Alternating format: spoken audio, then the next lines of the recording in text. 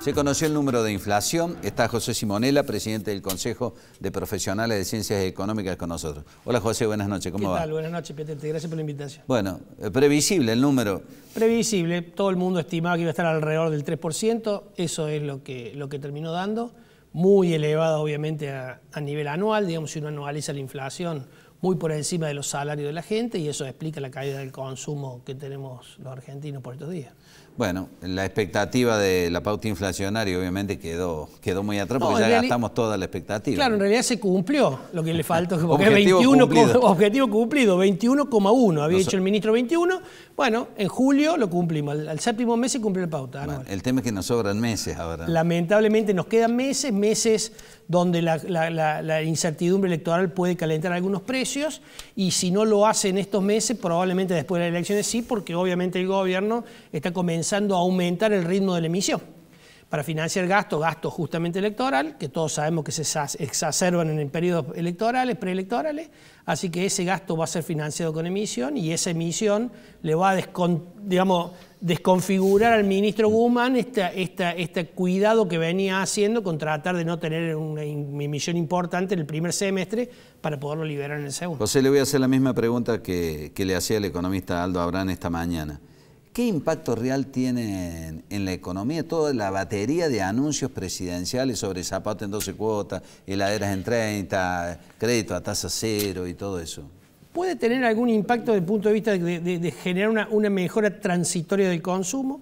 Por ejemplo, vamos al ejemplo del préstamo que se anunció ayer para monotributistas de hasta 150.000 pesos, dependiendo de la categoría en la que estén los monotributistas. Esto puede generar una mejora transitoria del consumo, pero evidentemente lo que hay que entender es que ese préstamo, que es muy beneficioso para quien lo percibe, en el caso de los monotributistas, es financiado por el resto de los contribuyentes. Digamos, esto no es que el gobierno nos da algo, nos dan los contribuyentes que pagan impuestos. Es decir, lamentablemente ese préstamo, que de nuevo, imagínate, Petete, que estamos hablando de un préstamo a tasa cero, con 6 meses de gracia y luego para pagar en 12 cuotas. Con la inflación que tenemos de más del 50% este año, y que el año que viene se estima que va a estar del 40 y algo, ese préstamo se va a licuar.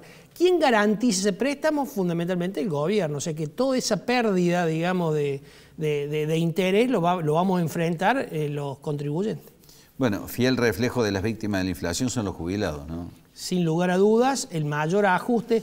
Digo, siempre, y creo que lo hemos hablado contigo, ningún gobierno quiere quedar como ajustador, por lo cual no presentan ningún plan. Ahora la inflación se encarga de hacer el ajuste más perverso, porque lo hace sobre los que menos tienen, sobre los que menos pueden, los que menos poder de negociación tienen. Y en este caso, claramente han sido los jubilados. La modificación de la fórmula de actualización de los jubilados, la reforma de esa fórmula que había juntado tantas piedras en la plaza del Congreso, digamos, terminó siendo perjudicial para los jubilados, obteniendo una licuación de sus ingresos, y por ende a Guzmán le ha permitido cumplir en cierta medida con un déficit que no sea tan importante, porque el gasto de los jubilados es un gasto muy significativo dentro del gasto público. Así que el ajuste, más allá que no lo anuncien, el ajuste está. La inflación es una devaluación encubierta, se viene una devaluación más fuerte después de las elecciones, imposible saberlo. ¿Qué escenario imaginan? La inflación, algunos dicen que es un impuesto, en realidad es un impuesto que pagan los que menos tienen, es un impuesto, digamos, donde el Estado licúa parte de sus compromisos, digamos, fundamentalmente su gasto. Cuando los ingresos de los jubilados están por debajo de la inflación, cuando los salarios que paga el gobierno están por debajo de la inflación, claramente hay una licuación del gasto del gobierno, porque por lo general muchos ingresos que tiene el Estado están vinculados a la inflación. Ejemplo, el IVA. ¿Tá?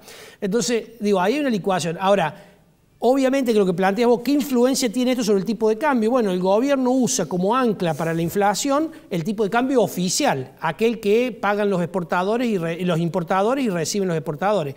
Ese tipo de cambio viene creciendo por debajo de la inflación, lo viene haciendo de ancla. Esto ha sido utilizado durante muchos periodos en Argentina y ha generado ese retraso del tipo de cambio histórico que cada tanto termina explotando en algún momento. Bueno, todo el mundo calcula, o no todo el mundo, pero muchos analistas calculan que luego de las elecciones, ese tipo de cambio debiera corregirse. Cuando ese tipo de cambio se corrija, va a generar presiones inflacionarias. En el mientras tanto, la brecha entre ese tipo de cambio y los tipos de cambio libre, como puede ser el dólar bolsa o el dólar blue, que es un mercado chiquito pero de mucha importancia, generan un impacto muy fuerte en las expectativas y generan, por cierto, acomodamiento de precio al alza en función de esa brecha. Así que claramente el tipo de cambio, sea por la brecha o sea porque devalúa el oficial, tienen impacto en la inflación. José, Alberto Fernández sorprendió hablando de que la inflación se podría combatir con las criptomonedas. Son monedas virtuales. Me gustaría una explicación de qué son las criptomonedas para aquellos que no conocen y de dónde saque ese conejo negro de la galera del presidente. Digamos, en realidad son criptoactivos, no son monedas, y esto se ha encargado de explicarlo el propio presidente del Banco Central el día anterior, digamos, diciendo, che, las criptomonedas no son monedas porque no tienen algunas funciones de la moneda, pero son criptoactivos. Pero vamos a darle la derecha y no vamos a poner esa discusión técnica. Ahora, en esa definición del propio presidente, decir, che, las criptomonedas servirían para controlar la inflación porque son monedas duras, está el efecto monetario que tiene la emisión que el gobierno no quiere reconocer. Es decir, ¿por qué la criptomoneda? Vamos al ejemplo del Bitcoin para que la gente entienda. ¿Por qué el Bitcoin vale tanto? Bueno, porque el Bitcoin hay un compromiso de que no se va a emitir más que tanta cantidad de Bitcoin y luego no va a haber más emisión de Bitcoin. Entonces, esto va generando una expectativa en cuanto a no va a haber inflación.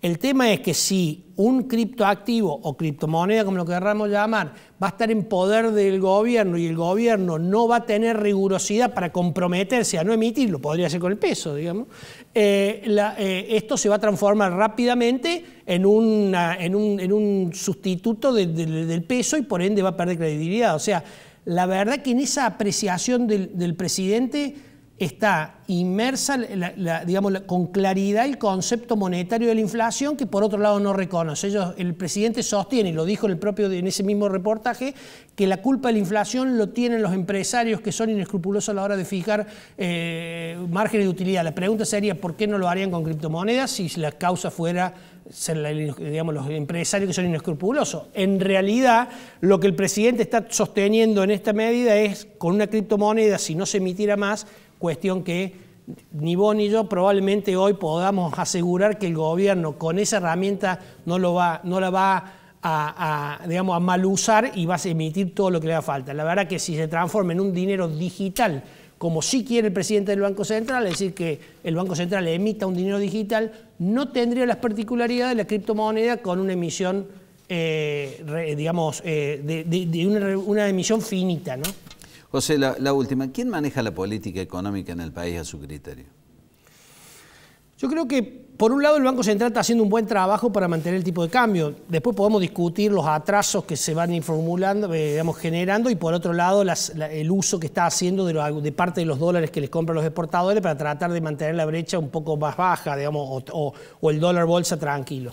El Banco Central está haciendo un trabajo de ese punto de vista. Por otro lado, me parece que Guzmán hoy es el ministro que maneja fundamentalmente la renegociación de la deuda y el financiamiento. Es más un ministro de deuda que otra cosa. Y por otro lado, Culfas me parece que con Todesca están manejando toda esta batería de anuncios para incentivar el consumo. En definitiva, no hay una persona que maneje la economía, lamentablemente, no hay un plan que nos diga, que nos balice hacia dónde van. Me parece que está, digamos, por un lado, un Guzmán tratando de conseguir las condiciones para refinanciar la deuda con el Fondo Monetario Internacional, que esto es que no se le dispare ni el tipo de cambio, ni se le caiga mucho la reserva, ni se le dispare el gasto público, y por otro lado, una Cecilia Todesca que desde el Ministerio de Culfas trata de darle algunas herramientas de campaña al gobierno para que se pueda parar frente a la gente para la conquista de los votos.